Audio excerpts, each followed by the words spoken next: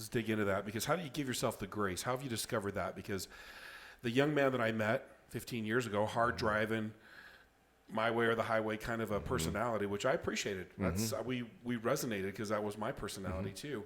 How are you giving yourself the grace to move into this healing or this spiritual presence that you're in now? Because it's not an easy thing to do.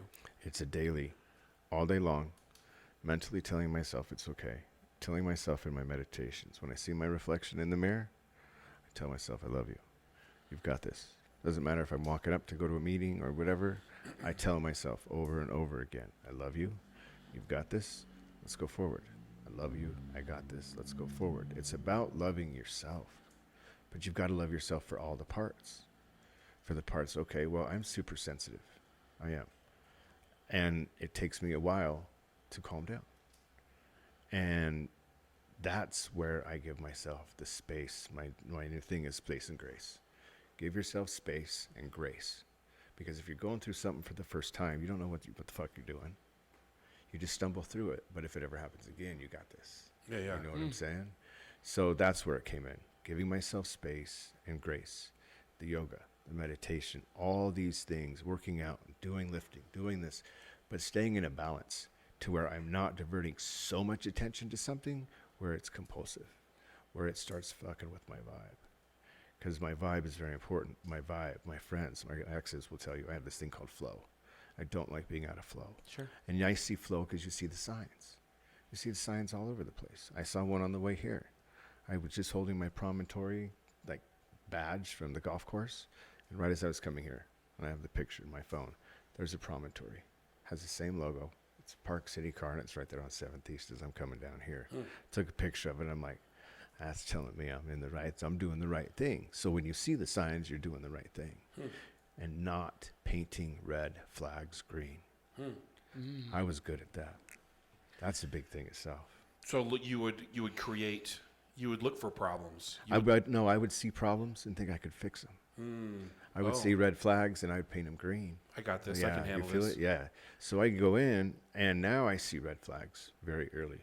And I just barely started dating again. So I'm open, and then the cancer and all that has made me so aware of everything that's happening around me that it's hard to keep it down. But if I see the red flags, I talk about it. I'll be like, this happened.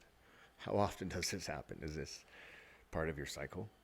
Is this just because of this, and I want to just understand. I just want to understand it. Well, fix it. Lance, as you are traveling this road of self-discovery, I'm going to call it that, or spiritual discovery, and self-awareness, what are some of the lessons that you've learned along the way that you could pass along to perhaps the younger Lance Bush that maybe would have made his life easier? Yeah. Calm down. Calm down. Give yourself space and grace. I mean, my life from the time I had babies, I felt out of control.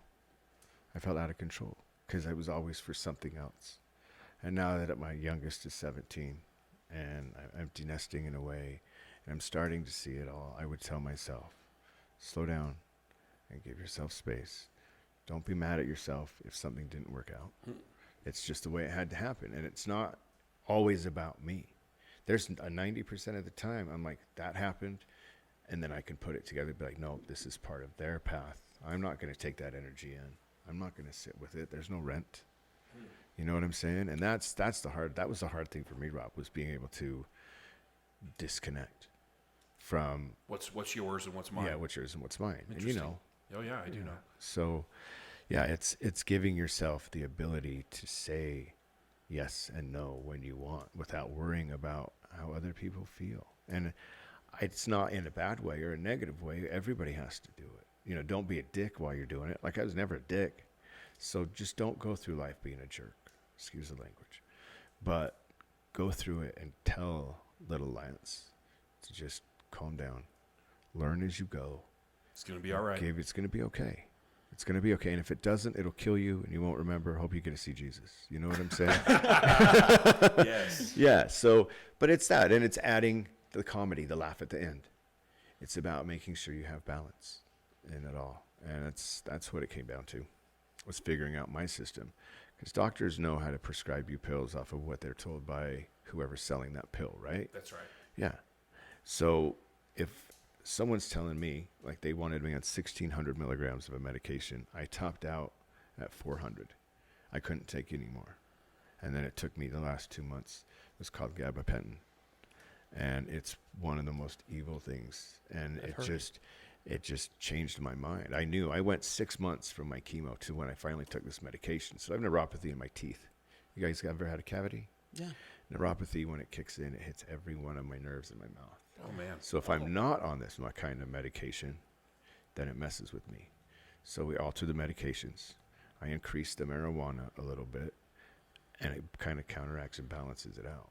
You know what I mean? And I've been, into the cannabis for a long time, but I was on this RSO treatment, and I think that helped. That helped my body. It helped my cells. It helped me beat cancer. It's called RSO oil. It's a trip, but it's the one thing I was on that other people that had what I had weren't, and they're not here anymore. So I don't know if it was the positivity, and I just went into the light though. Well, it sounds like it was a large part your mindset, both going into it and how to get through it. Mm-hmm. Rob, why would somebody want to watch this podcast? Why wouldn't you? We have a good time. You're going to learn something. And by the way, it's awesome. You should click it. You should watch it. Thanks for tuning in. Subscribe right now.